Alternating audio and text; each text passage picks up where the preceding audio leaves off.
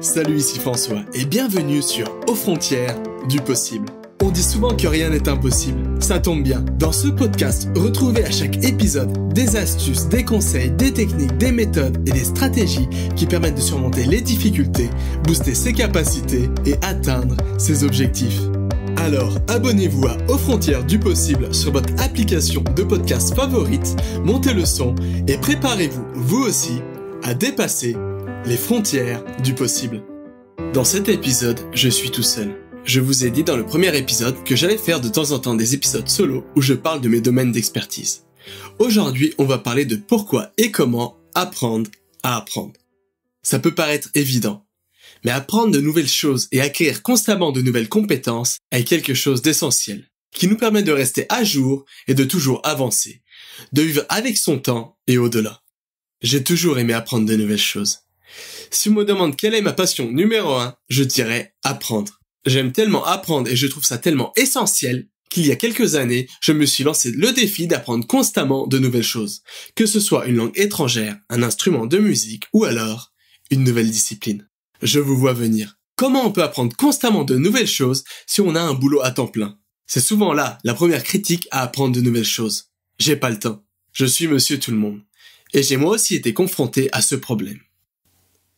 Mais à tout problème, sa solution. Pour pallier au manque de temps, il faut savoir s'organiser. Mais ne vous inquiétez pas, ça n'a rien de bien difficile. Souvent, quand on apprend une chose nouvelle, on se lance sans une réelle méthode. On y va de manière intensive, parfois même 5 heures par jour et finalement, on abandonne. N'y allez jamais de cette façon.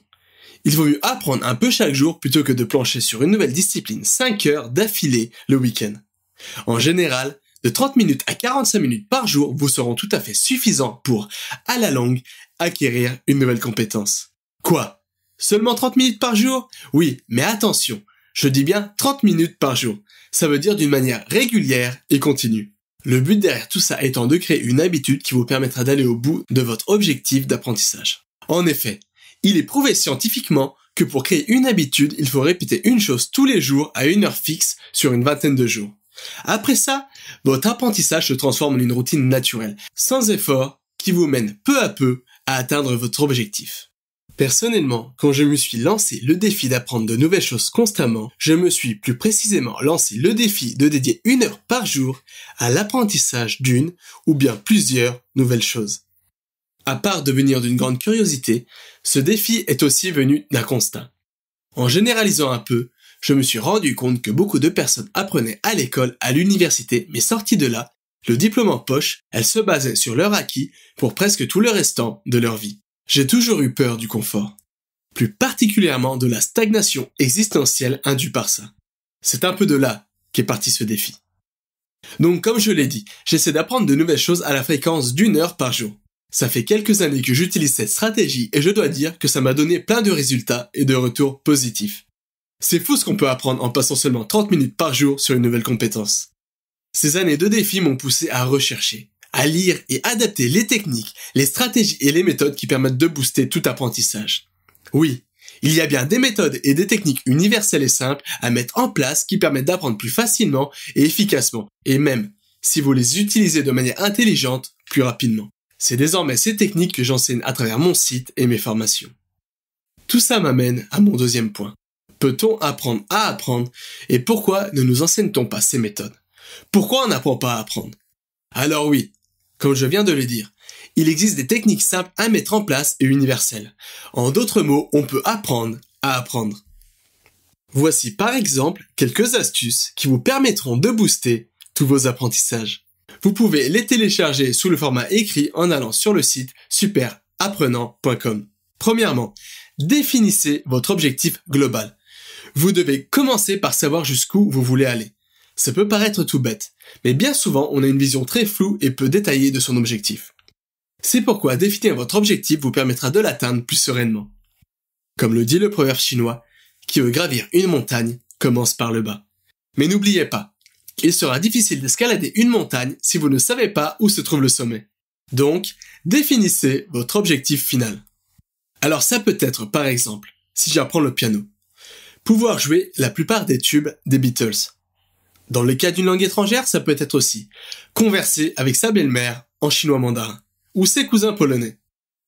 Ensuite, définissez des mini-objectifs ou des étapes. Posez-vous les questions suivantes. Par exemple, pour le piano, comment puis-je jouer les Beatles au piano? Connaître comment les notes sont structurées sur le piano et comment elles sont réparties sur le clavier. 2. Connaître les principaux accords utilisés par les Beatles. 3. Connaître les principaux rythmes utilisés par les Beatles. Ensuite, sélectionnez et orientez votre apprentissage en fonction de votre objectif final. Une fois que vous avez défini votre objectif final et les étapes pour y arriver, il faut trier les informations et vos ressources en fonction de leur adéquation avec votre objectif. Ne gardez que l'essentiel et débarrassez-vous du superflu. Si on reprend l'exemple du piano, vous n'avez pas besoin de connaître tous les accords jazzy ou les gammes de notes classiques pour jouer les Beatles. Concentrez-vous sur l'essentiel et ne vous laissez pas distraire par le reste. Utilisez les techniques appropriées. Une fois que vous avez défini vos objectifs et trié et orienté vos ressources en fonction de vos objectifs, il faut assimiler les informations nécessaires à l'acquisition d'une nouvelle compétence. Ça peut être par exemple mémoriser les informations en provenance d'un livre, ou une série de mouvements pour acquérir une nouvelle discipline sportive et physique. Malheureusement, vous le savez aussi bien que moi. On n'a jamais réellement appris à apprendre et on ne connaît malheureusement bien trop souvent que la règle du par cœur pour mémoriser et assimiler de nouvelles informations. C'est-à-dire, répéter une information dans sa tête sans cesse tout en espérant en retenir une petite portion. Malheureusement, comme vous le savez déjà, en plus d'être complètement prise de tête, cette technique est très peu efficace. Alors arrêtez de perdre votre temps et basez-vous plutôt sur vos atouts naturels, c'est-à-dire sur le fonctionnement naturel de votre mémoire. Pour faire court, notre mémoire fonctionne un peu comme une toile d'araignée où toutes les connaissances sont attachées entre elles. Pour mettre toutes les chances de vos côtés et être sûr de ne pas oublier une information, vous devez raccrocher toute nouvelle information à cette toile d'araignée, à cette toile de la connaissance. Comment? C'est facile. Pour cela, utilisez la technique de l'association. Par exemple, si vous voulez apprendre le mot espagnol el plátano, qui signifie une banane. Comment faire? Posez-vous la question suivante. À quoi est-ce que ça me fait penser? Pour moi, plátano me rappelle l'arbre, un platane en français. Donc, pour mémoriser ce mot, j'imagine un platane bananier, un platane sur lequel poussent des bananes. Une fois que vous avez mémorisé de nouvelles informations, vous devez être certain de les assimiler pleinement. Que cette information soit complètement assimilée par votre cerveau et votre corps et qu'elle devienne un véritable automatisme, une seconde nature pour vous. Pour cela, il n'y a pas 36 solutions. Pratiquez encore et encore. Mais attention, ne pratiquez pas bêtement. Vous devez avancer vers votre objectif défini au départ. Ne restez pas sur vos acquis. Quand vous pratiquez, vos séances doivent ressembler à quelque chose comme ça. 80% de choses faciles et agréables ou sur lesquelles vous êtes à l'aise et 20% de choses un peu plus difficiles qui offrent plus de challenge. Suivez ces quelques étapes et astuces et je suis certain que vous pourrez booster vos apprentissages facilement. N'oubliez pas, vous pouvez télécharger toutes ces étapes en allant sur le site superapprenant.com. On vient de voir qu'on pouvait apprendre à apprendre.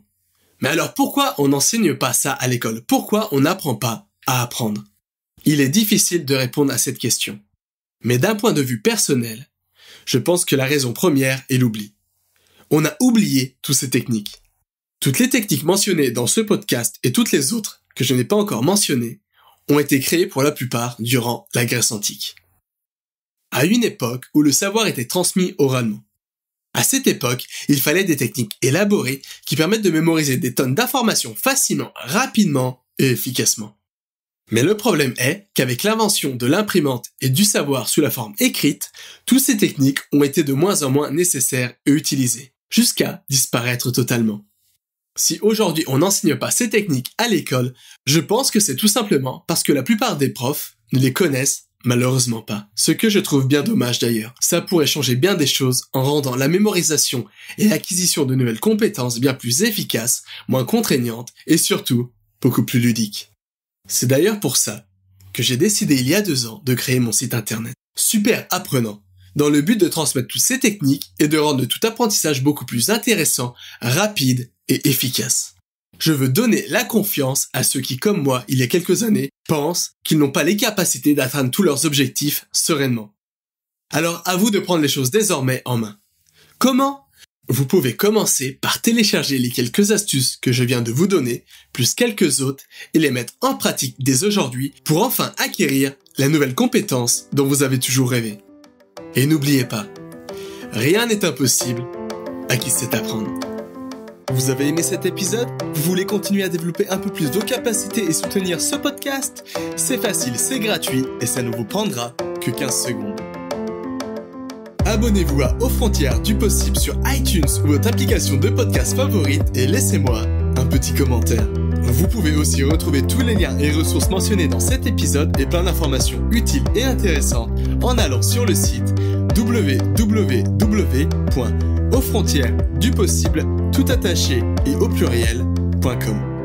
Un grand merci et n'oubliez pas, rien n'est impossible à qui sait apprendre.